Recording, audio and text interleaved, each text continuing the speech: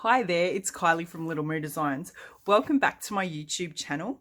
In today's tutorial, I'm going to talk about attaching your zipper that we have pre-prepared with zipper tabs to a curved edge. Today I'm working on the Tainted Love Clutch. So what you'll need for today is some little clips, Wonder Clips or another brand, your pre-prepared zip, whether it's double pull or single pull, and then your exterior body piece. Doesn't really matter whether it's the front or the back. And also your pattern piece. So on your pattern piece, remember I've got an acrylic template version, but on your paper piece, you'll note there should be two little marks, which are where the ends of your zip tabs are going to lay. These are really important. And your first step is to lay your pattern piece on your fabric and mark using an air erasable marker, a friction pen, where those little marks are. Really important. Do that to all four pieces of your clutch, so the lining and the exterior. Then you're going to take your zip. Now I like to undo mine for this. I just find it a bit easier to sew. And you can zoom in there a bit. You can see my little red mark there. That's going to be the end where one of the ends of my zip tabs sit. Okay, now the reason that I'm going to use clips and not pins is I find pins distort my zipper, whereas clips are a lot easier to move around, and they seem to work better for me anyway with the curves. So we're just clipping all the way along that top edge. The more clips you have, the easier this will be. Now remember, we're using the number 5 zips for this, so they're that nice wide zip tape, which does make this a lot easier. Now we're hitting the peak of the curved edge right there. So you can just see I use my finger to gently work around, right? You're working that zip onto the fabric so that there's no lumps and bumps. Really important.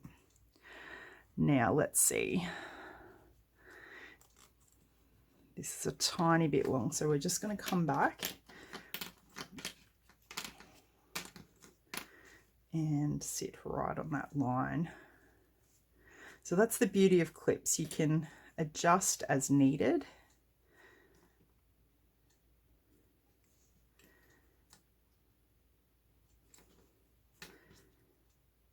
And once we've got this first edge down, it does sit a little bit easier. Okay, we're now ready to sew. You can see by having the zips opened that it gives more room for movement, especially on this first piece. So what you're now going to do is go over to your sewing machine and you're going to use your standard stitch length. Mine is a 2.5, and using a 1/4 inch seam allowance, you're going to sew along this edge from this end of the tab to this end of the tab. I'm going to do that and I'll be back in a minute. Okay. So she's all sewn on, as you can see. Now I haven't used a zip foot when I'm attaching this zip, but you can if you like. Because I'm not going super close to the zip heads or the zip tape, I really don't need to because I'm sitting out here, but it's up to you. If you have a zip foot, use it. I usually can't find mine. So now we're going to attach one of the lining pieces. So this has got to match. It's got to be on the right curve. So right sides together. I'm leaving my zip open again, and we're just repeating what we've already done, all right? So lining up nice and neatly.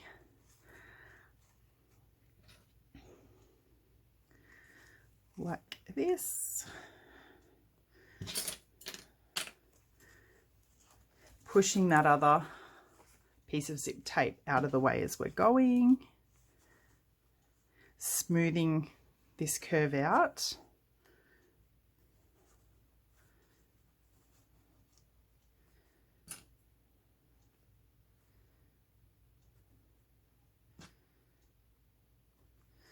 Okay, so what we're going to do now is flip this over, and we're going to go back over to the machine and we're going to stitch over the line that we've just sewn all the way around from this end of the tab to the other end of the tab. Okay, so we've sewn the lining and the exterior together, right sides.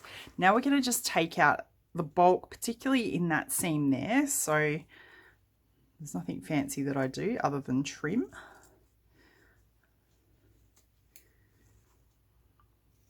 And this will help you in your next step, which is top stitching this side.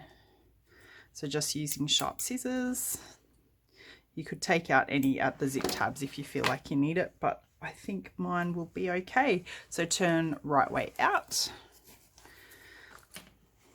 like so. Now pull and check that you're really happy with your zip and how it sits. You can see there's no lumps and bumps there. Now remember, this does sit folded. I haven't done my magnetic snap yet. I'll go back and do that in a minute before I add the other side. But you guys get the idea. Your next step is to repeat exactly what you've just done to the other side. So firstly, you would top stitch this side using a stitch length of a 3.5. You're then going to get your this one's my front exterior body piece.